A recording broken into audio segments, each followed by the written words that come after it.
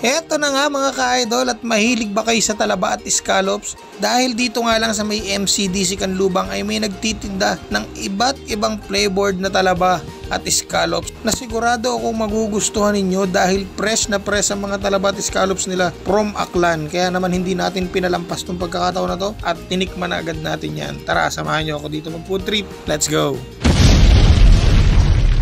Alright, what's up mga idol? It's another day, another food trip gala na naman ang pinuntahan natin. Kaya at ngayon nga ay nandito tayo ngayon sa may Kapayapaan Avenue, MCDC Main Road, Barangay Canlubang, Calamba City. So dahil na-invite na naman tayo dito sa isang grand opening na naman na yung na-vlog natin dati na host Talababa. So kung natatandaan nyo, nag-vlog na tayo dito dati at nagluluto lang sila sa may gedli-gedli lang. At ngayon ay meron na silang sariling PCL store at ito yung iba-vlog natin ngayon. At syempre, gusto rin natin matikman yung kanilang bagong menu. So meron na silang scallops ngayon. So yun ang titikman natin ngayon. So huwag natin patagalin mga idol. Samahan nyo kami, tunghayan nyo mga ganapan ngayon dito sa kanilang grand opening. At samahan nyo kami mag food trip ngayon dito. Tara, kain tayo.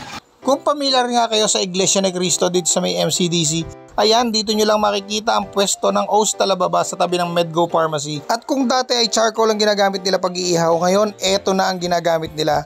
Ayan, at binow-blow torque din nila ang kanilang mga scallops at saka ang kanilang mga talaba, kaya talaga namang lutong-luto yan pag sinerve sa inyo. At tingnan nyo naman, sa sobrang dami ng tao, eto, bumili na sila ng rep para paglagyan ng kanilang mga press talaba from Aklan. At nire-ready na rin ang mga sound system na gagamitin natin sa magiging event natin ngayong araw na to. At eto na mga ka-idol, tikman na muna natin yung mga talaba at scallops nila ngayon dito. Tara!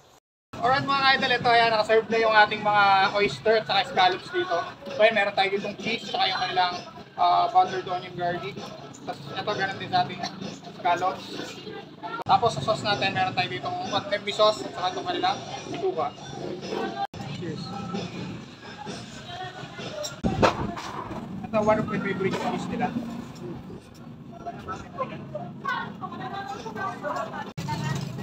So ayan mga idol, ito na yung kanilang plate. Ito, harap mas malapit. Ngayon yung kanilang plate. So try natin mamaya sa dulo. So nakakatuwa mga idol. Kasi first time na nag-vlog tayo dito, nasa may gilid lang sila ng kalsada. So nag-iihaw-ihaw lang sila doon sa may gilid ng kalsada. Tapos ngayon, ito na. Meron na sila sariling physical store. Ngayon mismo yung kanilang grand opening.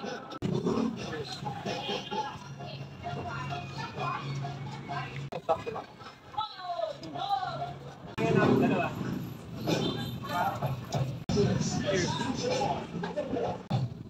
So lahat ng product nila dito is fresh from Aklan.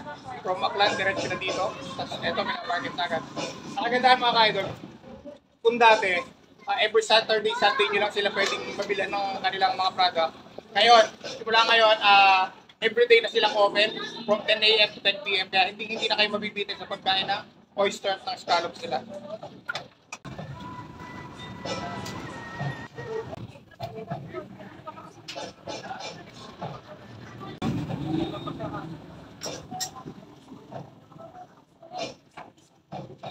Bago natin na-try itong kanilang plain, flash natin sa screen, ito yung FB page ng O's Talababa at yan din yung contact number nila.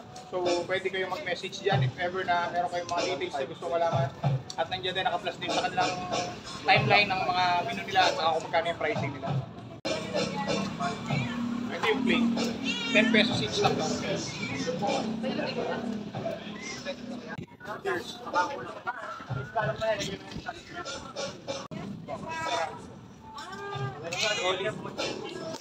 Next natin talaga ito kasi matagal na since the first time na nag-vlog tayo dito sa O's Talababa.